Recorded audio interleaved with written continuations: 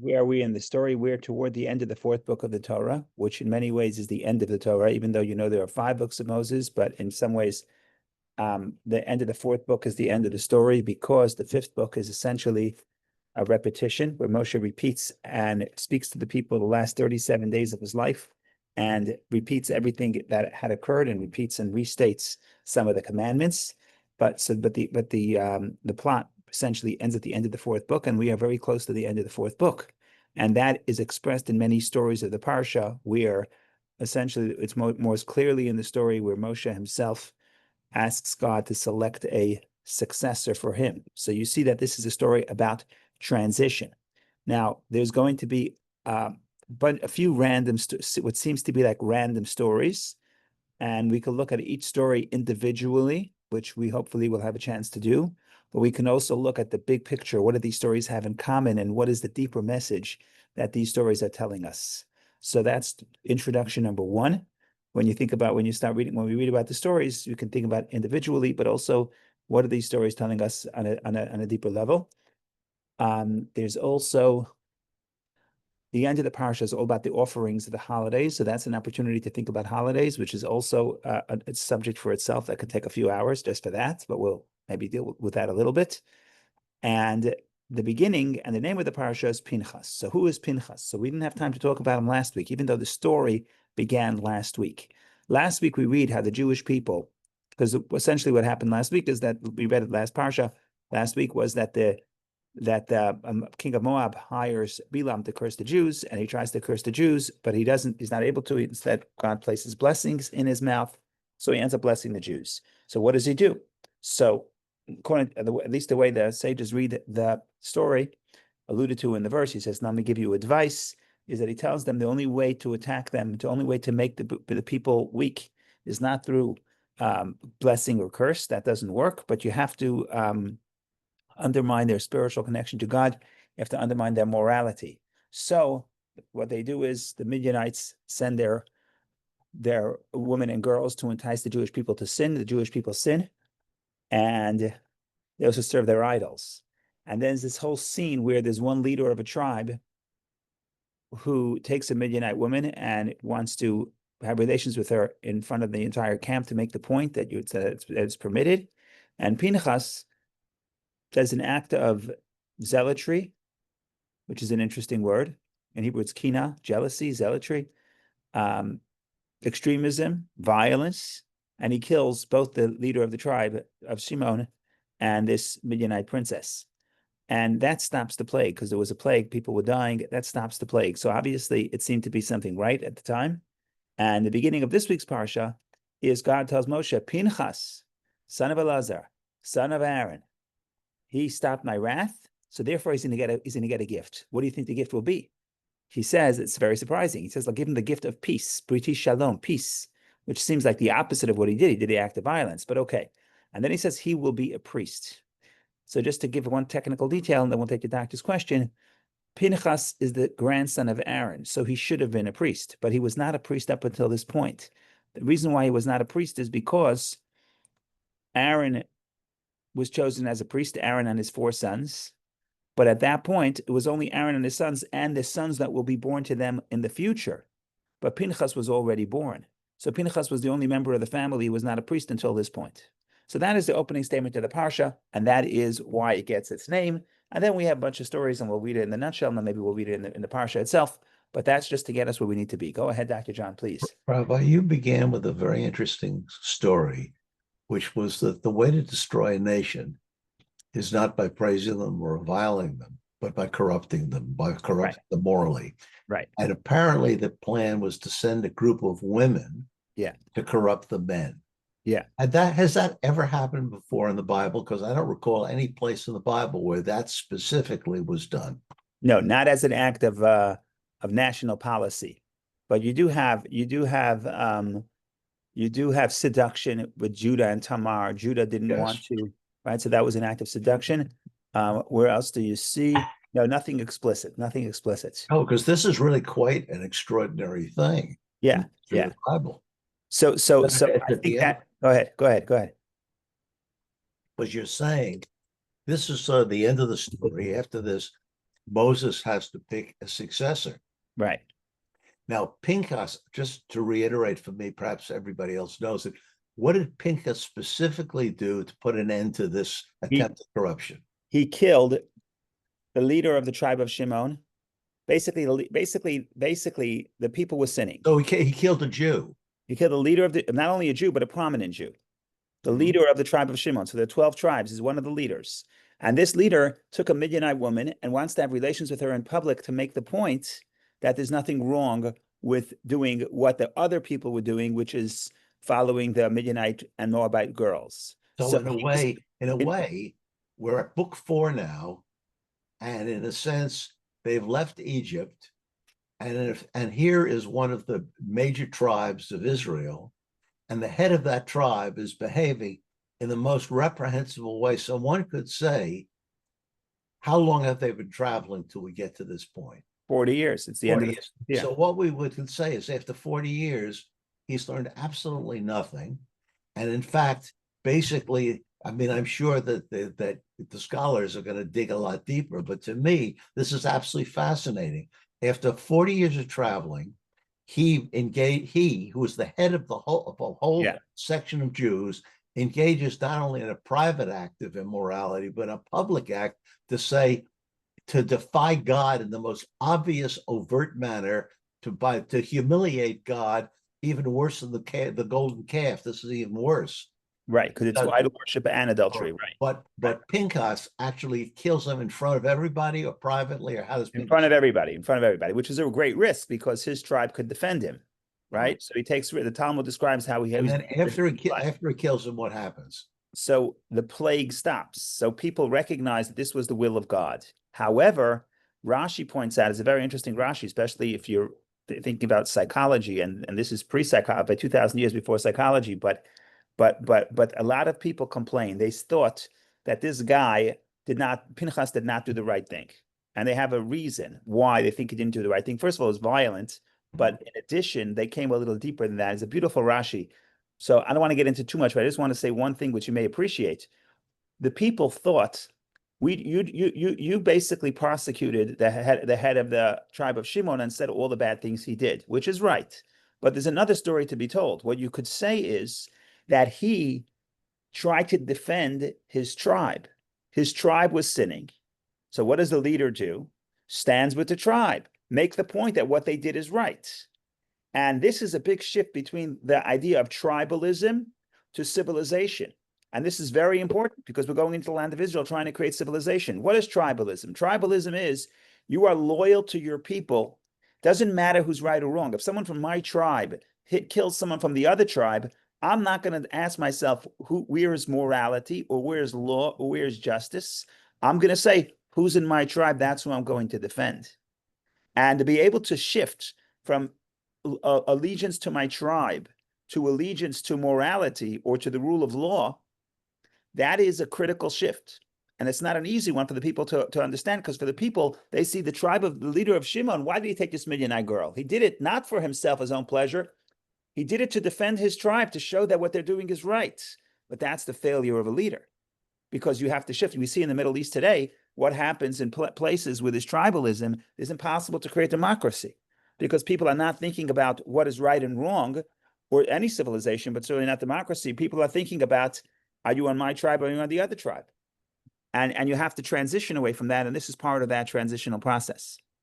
Well, now here's another question. Why, after Pinchas did that, which is a fundamental act, was he not considered perhaps to be the successor to Moshe? Oh, that's the right question. That is the right question. That is the right question, because it's a great question. It's a great question. It's a great question. It's a great question. So the answer, it doesn't state the answer clearly. So there is no way to know, but we know he wasn't chosen. Joshua was chosen. So there could be multiple interpretations, but some people want to say the act of violence, the act of zealotry sometimes is necessary, but that's not the quality of a leader, right? A leader has to be able to create consensus, to inspire, and yet sometimes you need to have the radical step of engaging in violence. But some people would say, but some theories go that we need someone like Pinchas in the camp, but not as the leader. So we have this very delicate relationship with the act of zealotry, of violence, of defending God's honor through killing, which at some critical points it's necessary, and God endorses it, and he actually gets rewarded. He becomes a priest, which sounds counterintuitive, but we can discuss that itself. Why it's so counterintuitive? Because priest represents peace. So why is this peace? We can talk about that. But on the other hand, that's not for the leader. The leader has to have other skills. So we have this complicated relationship with Pinchas, or not so much Pinchas himself, but the act of zealotry as a whole. Okay, so I think we dipped our feet enough into the stories to be able to read the nutshell, which is the abbreviated version of the stories, and then we can start thinking about which story we want to look at specifically, or we want to look at specific details. We want to look at overarching trends of these stories, but here we go. We have to start somewhere, otherwise all the time will slip away. Okay, because the clock is ticking.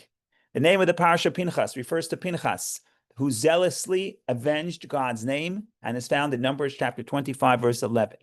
Okay, Aaron's grandson Pinchas is rewarded for his act of zealotry in killing the Simonite prince Zimri and the Midianite princess who was his paramour. God grants him a covenant of peace and the priesthood. Okay, now we have different stories, and this story takes a lot of time. It's the book of Numbers because there's a census in the beginning of the book, and there's a census toward the end of the book, which is this week. A census of the people counts 601,730 men between the ages of 20 and 60. Moses is instructed on how the land is to be divided by lottery among the tribes and families of Israel. So you see, it's transition. We were in the desert, but now we're thinking about how we're crossing the Jordan and going into the land of Israel. The 5 daughters of Tzalafchad, this is a very feminist story. 5 daughters of Tzalafchad petition Moses that they be granted the portion of the land belonging to their father who died without sons. God accepts their claim and incorporates into the Torah's laws of inheritance. At that point, Torah's laws of inheritance was only from males, not females, under certain conditions because of their the daughters of Tzlafcha requesting a portion in the land. So if somebody dies without sons, the inheritance goes not to the father or to the uncles or to the cousins, but it goes to the daughters. Okay, that's an interesting story in itself. Moses empowers Joshua to succeed him and lead the people into the land of Israel. If I were writing this nutshell, I would not phrase it that way. Moses asks God that God should choose somebody, and the commentaries point out that Moshe does not think it's going to be Joshua, but God chooses Joshua, which is a story in itself. We can talk about that as well. And then the parsha concludes with a detailed list of daily offerings and the additional offerings brought on Shabbat, Rosh Chodesh, which is the first of the month, and the festivals of Passover, Shavuot, Rosh Hashanah, Yom Kippur, Sukkot, and Shmini Atzeret, which is also strange that we're talking about books, all the offerings for the holidays, because both the concept of offerings was discussed in the 3rd book in Leviticus, in Vayikra, and also the holidays were also discussed in Leviticus and Vayikra. So if you ask me, I would take all these laws of holidays and place them in the 3rd book, because the 3rd book is the place of the holidays and also the place of the offerings. Yet we find the laws of the public offerings, public collective offerings that were offered on behalf of all the people. We find it specifically in this parsha, and the question is why, and that's what we're going to attempt to try to address, because we're going to try to look for the big idea that connects all or most of all of the various stories that appear in this parsha, which may seem on the surface may seem disconnected or disjointed, but really it's really one big theme. Okay, so far so good. Comments, questions, disagreements, jokes, whatever you like, please share. Otherwise, we take the plunge. Okay.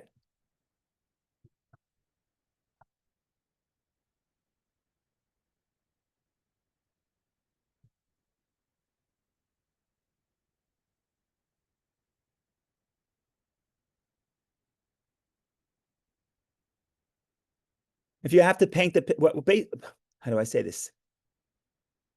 Essentially, the big change, the big shift that happens in this week's parsha is that up to this point, the Jewish people are being led by Moshe, because Moshe again, till this point, even though Moshe doesn't pass away yet after this parsha, he still does a couple of things, and he's still active, and he still speaks to the Jewish people. So it's at least another 37 days where Moshe is very active, which means it's at least another full book, but it's 37 days. But Moshe is still active. But again, at this point, we already know who's the successor. When you already know who's the successor, it's already the end of an era, right? Without getting political, people critique the prime minister of Israel. Not so that he's a prime minister for a very long time. I don't want to get into that, but they criticize him that he is not grooming a successor, right? He does anyone that in the political right who sees who can potentially succeed him, he sort of tries to eliminate them from the political arena. So and I understand why, because when you have a successor or an assumed successor, that's the end of an era. That means your power is weakened. So up to this point, it's all about Moshe. Here in this parsha, there's a shift. What's going to happen after Moshe passes away? Who's going to lead the Jewish people after Moshe? Now, it's not just the big idea here is it's not just who is going to lead, who is going to be the person. The point is, once Moshe passes on, it's a completely different shift in the type of leadership. In other words, everything changes after Moshe, this charismatic leader, everything changes after he passes away. And the most important change is that Moshe is a conduit to the divine will. Moshe's job was our teacher. He gives us the Torah. He's the greatest prophet. He conveys to us the will of God.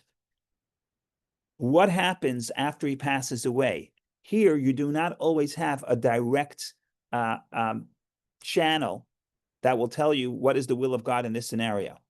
And therefore, things shift. Therefore, you have to listen to your own intuition.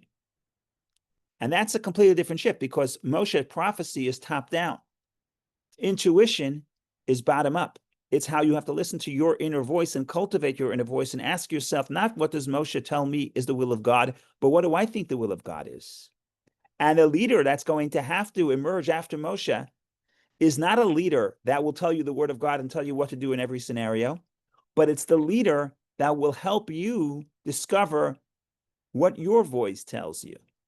There's a very beautiful medrash. It's actually a little bit sad, but it's a beautiful medrash nonetheless, how when Joshua was appointed and everybody tried to encourage him, and in the beginning of the book of Joshua, the end of the Torah, God encourages him and Moshe encourages him, and in the beginning of the book of Joshua, the prophet comes and reiterates the encouragement that God will be with you, just like he was like with Moshe.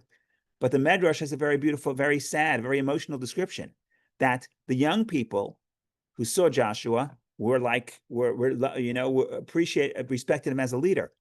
But the older people who saw Joshua, when they saw Joshua, they cried, and they said, and this is very, very interesting because it's a layered. This medrash has the layered meaning.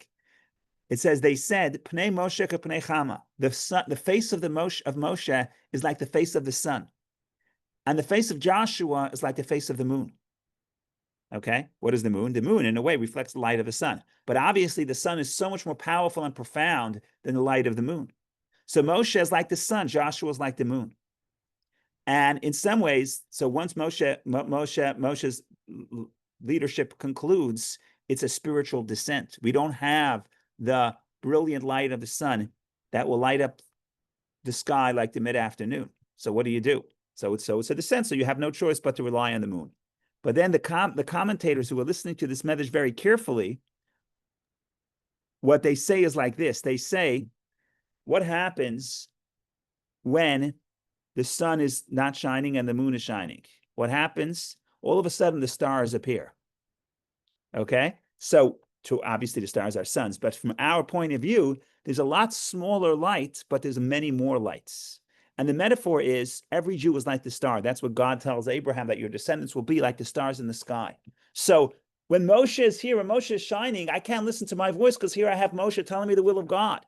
But what happens when Moshe passes on?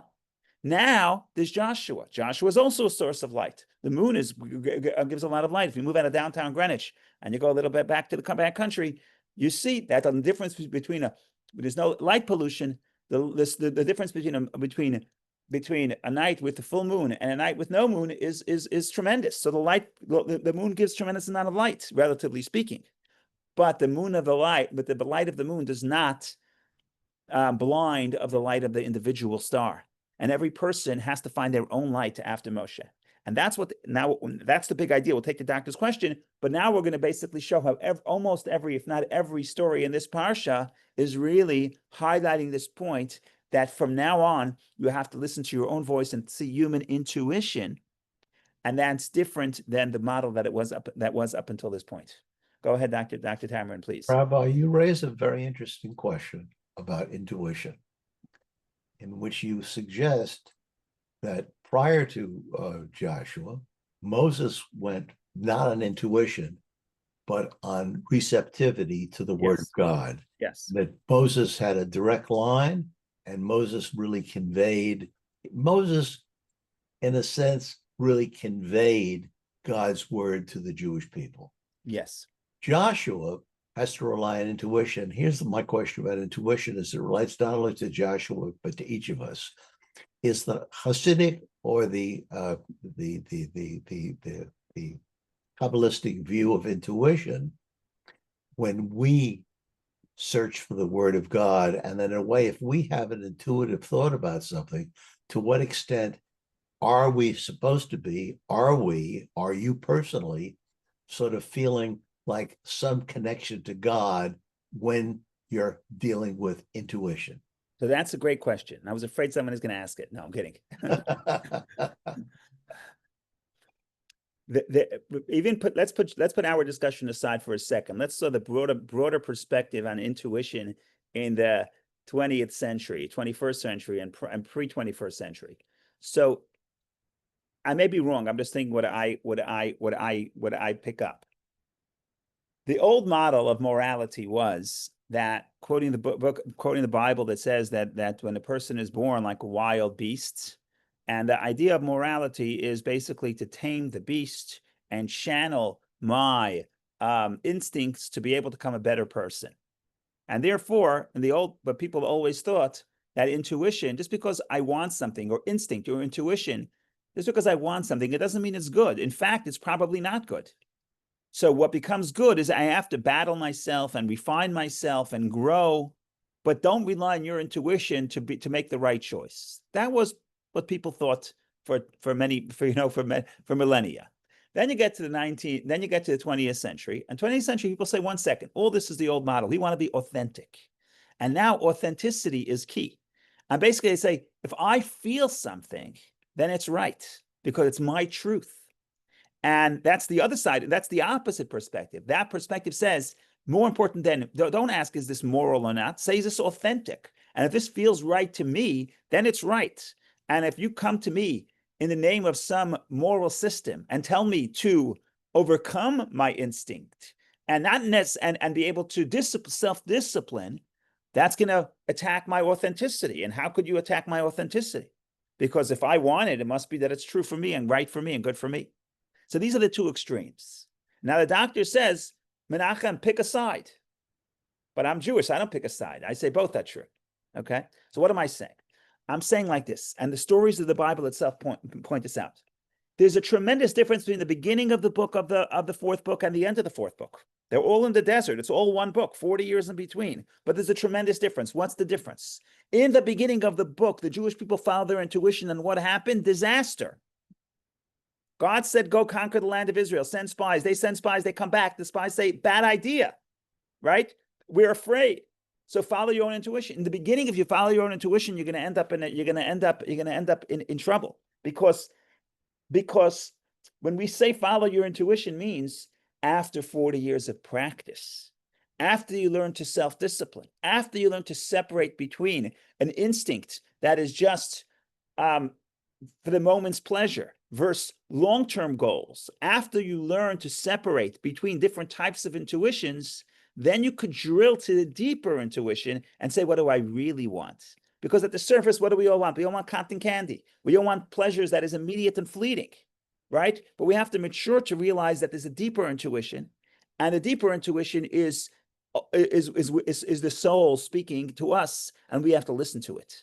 So that's what I'm saying. Part of the story is that this story can only happen at the end of the 40 years. It takes a process of spiritual maturity. The Talmud says a person does not understand the words of their teacher until 40 years, right? In other words, when it becomes your voice. So the answer is that you could assume your intuition is the intuition of your soul after you learn and you have a certain amount of practice and spiritual self-awareness to realize that there's different types of instincts and different types of intuitions. And the intuition that says, grab this because it's pleasurable and it's now and don't think about the future is not the intuition that you should listen to. That's the natural state of the person that is animalistic and natural, but not raised and refined. But once you learn to separate between those external desires and instincts, and you learn to look deeper within yourself and ask yourself, what do I really want? Then you start discovering the inner voice. And that takes practice and that takes skill. And that's why the Torah is basically telling you that it took some collectively, maybe individually, every person is different, but collectively as a people, it took time before the people start speaking. Their own intuition starts reflecting the voice of God, which is obviously the point. The point is not to have a Moshe who's coming and superimposing from above, right? In the beginning, it's necessary, right? You raise your children. The first thing you say is you got to make your bed in the morning, if that's your value. Let's assume that's your value. You got to make your bed in the morning, and you superimpose that your desire over them. But you get to the point that they're out of the house, and now they want to make their beds. Now it's not because my mother told me or my grandmother told me. It's because I understand. I like to do that. But that's a process. Rabbi, yes. Did Pinchas act on mature intuition when he killed the other man?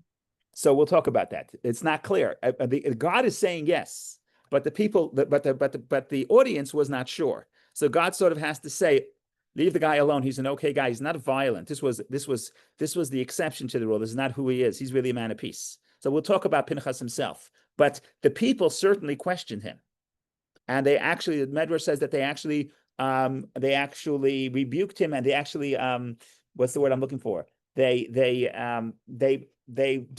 dishonored him by saying, you're just a cruel person, and his grandfather was an idol worshiper. So I don't want to talk about that. Well, maybe we'll read the Rashi. But the point is that they were not sure that what he's doing is an expression of the inner voice and the genuine authenticity. They thought maybe he's just a man that follows his instinct and is prone to violence and prone to rash acts. But God has to say, no, the times have changed. Pinchas is expressing a deeper voice.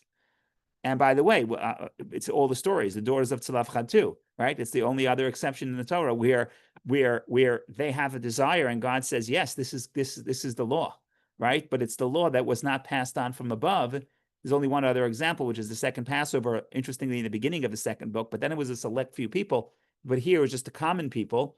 In other words, the point here is that this is another story where the intuition of the woman becomes the law for everybody. So if it was just because it wasn't given from above, it doesn't mean it's not true. Go ahead, Vicky, please. Well, thank you, Rabbi. You really want us to think about, like, put on the 21st century glasses and understand what does it mean for us. Yeah. To Doctor's question about intuition, how I understood it, it was who is the person? Who am I? Right? So if I'm a soul, godly soul, so the intuition, so the word of God actually is a part of my intuition. Because if I'm in touch with the godly soul, then intuition represents God's will. But right. My question, I mean, correct me if I misunderstood, but even before that, I had a question about the whole dynamics of the Parsha. You want me to jump in right now, or should we separate the questions? No, you can jump in right now. Yeah. Okay, so we are the godly soul, but we're not saying, but we also have an animal soul. And the animal soul in our psyche, at least before a person refines himself or herself, the animal soul is much stronger. In other words, it's much louder, right? If I miss breakfast, I am going to hear about it from my animal soul. My body is going to say, you got to feed me, and you missed breakfast. If I forgot to come to the Torah class, my soul is also screaming and yearning, but I don't hear it. It's whispering. So yes, I have a godly soul and I have an animal soul, but I also have to learn that really we're both, and the animals and the godly soul is deeper, but part of being deeper means it's more spiritual, more abstract, and harder to connect to. You have to drill. Steve Oster of blessed memory used to say that the soul whispers. You have to be quiet to listen, to hear it. There's so much noise. The animal soul is screaming. So, of course, if there's a home and one kid is whispering and the other kid is screaming, so you naturally can listen to the one screaming. But you have to learn to listen to, just because the guy is screaming, doesn't mean you have to listen. There's another voice. So my point here is, it's dangerous to say, just follow your intuition, because my intuition is to rob a bank. So what are you going to say? I should go rob a bank? So you have to learn to separate between what is external and what is just animalistic, and what is something that is deeper, and what do I really want? Because even when I want to rob the bank, if you go deeper, why do I want to rob the bank? Because I want comfort. Why do I want that? You can drill further and see what you really want. So the point here is that you said, what am I? And the answer is, I'm a combination. I'm a hybrid. So varies from person to person. Some more identify with. Correct. So, but that takes refinement. Either some people are born more spiritual, but some people are more spiritually sensitive and more spiritually aware. So they're listening more, right? But my point is, just because I have an intuition, it doesn't necessarily mean that this is holy. That's a dangerous statement to say, right? But you could say that after working and self-discovery and working on listening to Moshe for 40 years, right? First being a student and listening to the word of God, then you can graduate to the point where you don't have to hear a direct commandment. And your own voice, your own intuition, and your own desire is now going to reflect your godly soul, which is reflecting the will of God. And that's where the Torah study comes in. That's how. Yes. Torah study is the drill. You have to drill down, but you have to also listen. You also have to listen to Moshe. That's what I'm saying. A student, after 40 years, the Talmud says that the students starts thinking like the teacher, right? So do I have to hear my teacher? I don't have to hear my teacher, because I know what my teacher would say in this scenario. But you can't skip to after 40 years. You have to first listen to your teacher and first internalize what the teacher says. And then you could say, you know something, I think I know what the teacher would say in this scenario. So the teacher, of course, is God, not Moshe, right? The teacher is, what is God saying directly? And Right. then there's the idea of, after listening and after internalizing, then now you could say, we don't have to say directly. By the way, that's the whole idea. I don't want to go into this too much, but that's the whole idea of the oral Torah. You have the written Torah, the oral Torah. The written Torah is from Moshe. After Moshe, from Joshua and on, there's no more written Torah. You have the 5 books of Moses. What is the process of studying Torah? Is asking, how do we understand the Torah? But to say that, you have to believe that what the Talmudic sage, what Hillel, what Shammai, what Rabbah, what Rava, what these people think, and actually what you think, because you're interpreting the Talmud too, you have to say that interpretation is reflecting the voice of God or the word of God or a perspective of the divine wisdom. Now that is radical. No other religion says that, right? That there's the voice that comes from that the people could interpret and determine almost what God wants. And the book that records their opinions becomes a sacred book, right? This is a radical concept, but it's possible after Moshe, Joshua. Moshe is the written Torah. Joshua is the beginning of the oral Torah. Beautiful. It kind of ties into my question that I had from the beginning of the class, because we're transitioning here from the tribal mentality to civilized society. So from the Torah perspective, what is a civilized society, ideal civilized society would look like? Because we're trying to emphasize each individual's moral compass and that's how the parsha starts, or the other parsha. Yeah. So the question is that the balance between individual and community is something that Torah addresses in a few places. That's a different, that I don't want to get into that right now, but I would say as a general rule, it's dedication or its devotion to moral principles. Like, for example, the 10 Commandments. Like, for example, that every person was created in the image of God, right? So you have to accept that as a premise and abandon the premise that if you're in my tribe, I protect you, and if you're the other, then I don't care about you. right? Now, exactly how to run a society and how to create taxes and how should we have a higher tax rate, which is basically emphasizing the collective, or a lower tax rate, which emphasizes the individual.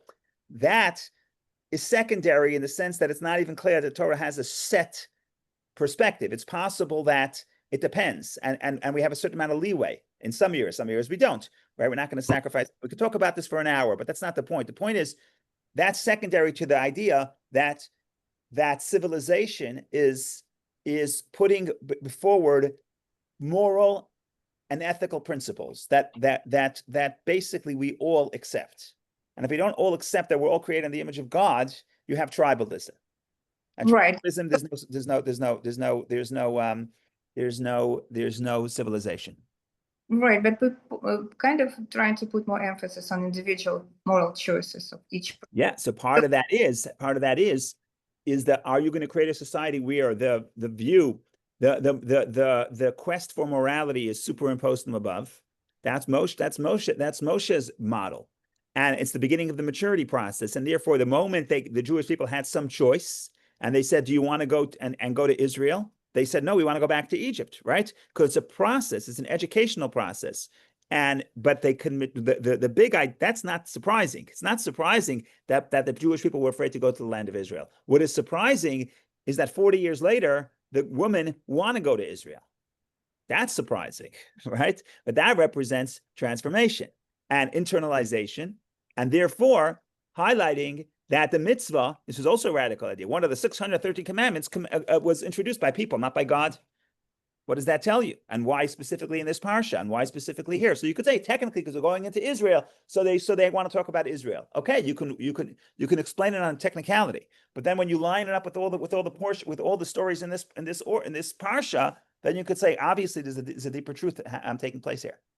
Yeah, actually, I was looking for, but there is no recipe for the. There is a broad recipe that the Torah is somewhere balanced, and that question of community versus individuality. That's addressed. There's also, yeah, so it comes up in multiple places, and we'd say some surprising things. For example, we say that we're not allowed to sacrifice many to save one person. I'm sorry, we're not allowed to sacrifice one to save many, right? So every individual in some way has infinite value, but there are other ways to look at it. It depends. We have some markers, but there's also some leeway. The Torah doesn't tell you, even the concept, the way to self-govern. Okay, I don't want to get into it right now because it's really for the fifth book, but what's the best political system?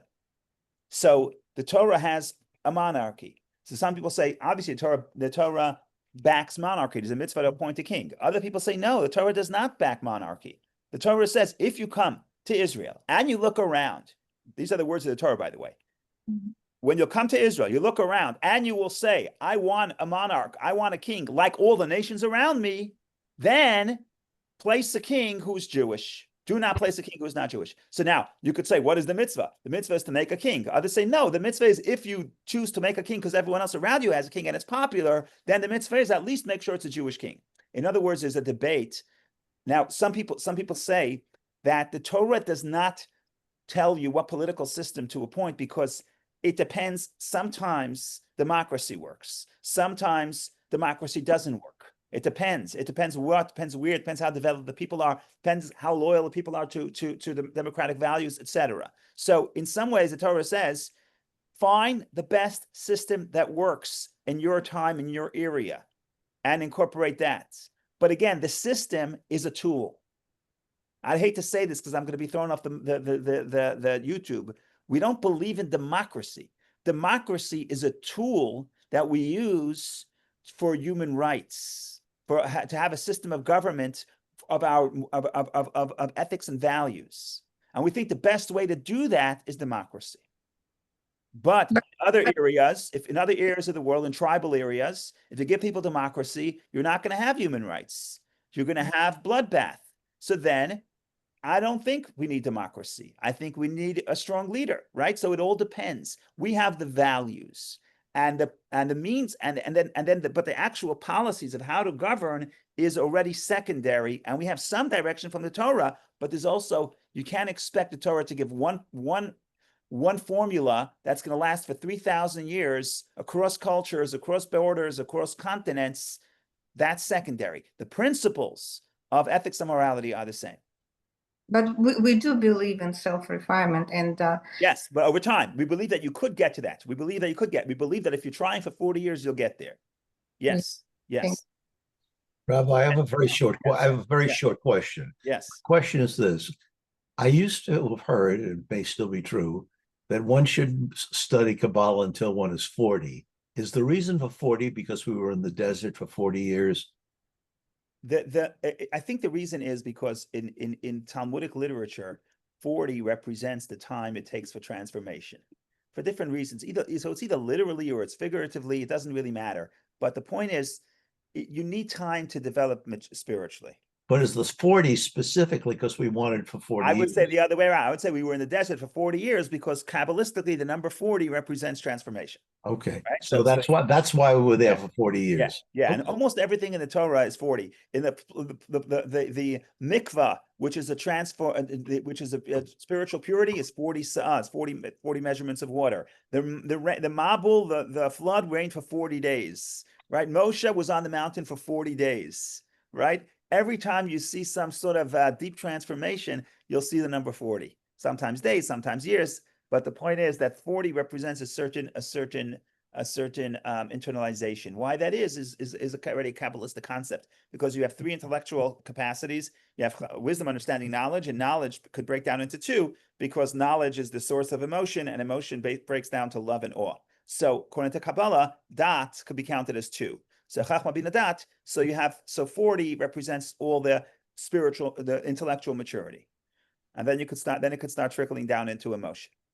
Okay, so we still didn't get into any specifics, but so let's start going through the specific stories of the parsha and show how this reflects a refinement of the people, and that's my job. So we're not going to be able to get into we're not going to be able to get too much into the specifics, but we have these few big stories, and we have a few minutes left, so I'm going to try to do it as briefly as I can. So the first thing is already what the doctor alluded to: Zimri, Pinchas. Pinchas. In last week's parsha, we say that Pinchas comes to Moshe, and Moshe says, "What do we do?" It's not in the parsha; it's in Rashi. Rashi quotes the Medrash. Moshe can't speak. Moshe is neutralized. Why is Moshe neutralized? Because Pinchas because Zimri, the head of the tribe of Shimon, who commits the sin, is very clever. He basically makes Moshe a party. He tells the people. He asks Moshe, "Am I allowed to marry this woman? She's a Midianite. If you say I cannot, then how could you marry your wife? Because Tzipporah was also a Midianite." Now, of course, you can't compare, because Tzipporah joined the Jewish camp. She believed in one God. She converted. Whereas this Midianite woman is an idol worshiper, and she did not convert. She's just seducing the Jewish men. But the moment Moshe is sort of brought in, then he can't make a distinction. He can't make a ruling because he is partial. So Moshe is neutralized. Now, what is the law in this scenario? So this is a very interesting law. The law is that the court will not punish for something like this. But the tradition was that if a zealot acts in this scenario, in this limited scenario, that's okay.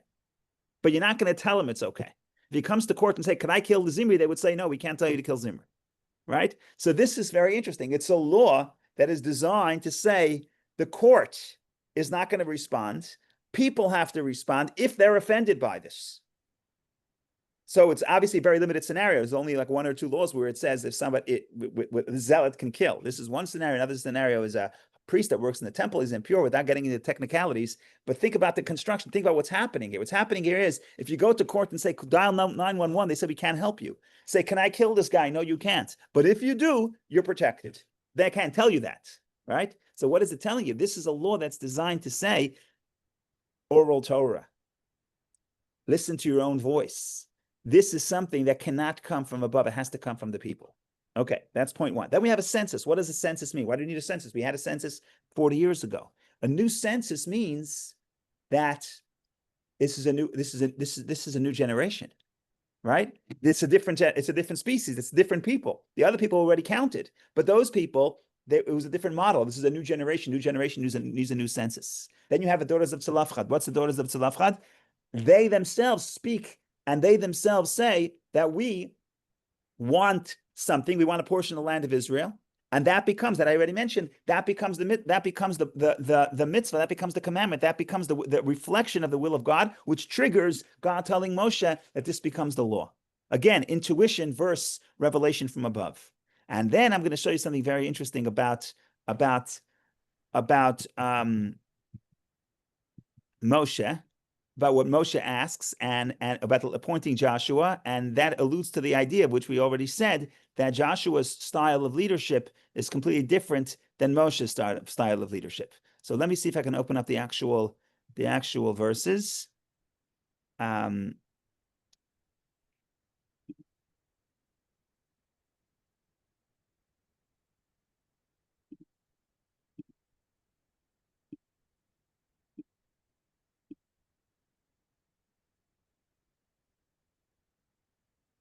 Moses spoke to God saying, so I'm looking at chapter 27, verse 15. Moses spoke to God saying, let God, the God of spirits of all flesh, appoint a man over the community, who will go forth before them and come back before them, who will lead them out and bring them in, so that the community of God will not be like a flock without a shepherd. Okay? What a beautiful job description for a leader, right? Who will go before them, go before them and come back before them, who will lead them out and bring them in, so that the community of God will not be like a flock without a shepherd. Are you inspired by this description of job description for a leader of the Jewish people? Moshe gives this description. Is that a good description? The answer is no.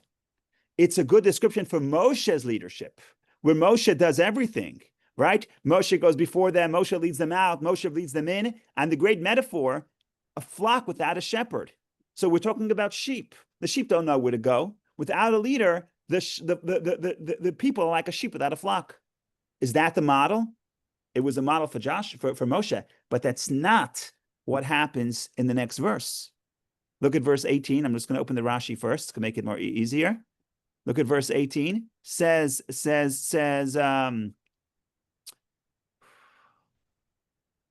God said to Moses, convince Joshua, son of Nun. It's take Joshua, son of Nun. He is a man of spirit. You must lay your hands upon him. What does it mean, a man of spirit? So Rashi says, as you requested, for he is able to deal with each individual's disposition. What is asher ruach bo? What does it mean, a man of spirit? Rashi says he could sense the spirit of every person. You cannot answer everybody in the same way. You can't talk to every person in the community in the same way. You have to sense the spirit, the disposition of that person. And Joshua was selected specifically because he's like the moon who could see the stars, and he could see what every person needs. That's different than what Moshe says, which is, I want someone who will do everything, who will take them out, bring them in, and be like the sheep, like the shepherd for the sheep. No. You're a person who has to be able to connect to every individual's intuition, every individual's perspective, and help them bring out their own voice. Okay, so that's very different than Moshe's. And then we get back to, we have another few stories that are interesting. The next big story is Moshe passing away. Okay, Joshua. Okay, and now we get to offerings. And this is such a beautiful medrash. This is so beautiful. It's actually emotional, but okay. Now, again, the question is, I'm going to hide it so you don't look too soon. Stop share. I don't want to give away all my secrets. I want to save the rest for the last 6 minutes. The question is, why are we talking about offerings right now? There's a third book of the Torah. The third book is the book of offerings. All these offerings, by the way, are not mentioned in the third book, because these are offerings, mostly the third book is individual person's offering if a person sins or a person wants to become close to God, etc. Here we're talking about the collective offerings that are offered twice a day and every Shabbat, additional offerings on Shabbat and holidays, and therefore emphasis on holidays. So the point here is, what is this doing here? Why is it here? Why are we talking about it right here? And why specifically only after Joshua is appointed? So here's a very beautiful medrash. So nice. Let's read the medrash. Let's read the verse. Right? What does the verse say? God spoke to Moses, saying, this is chapter 28, I believe, Numbers chapter 28.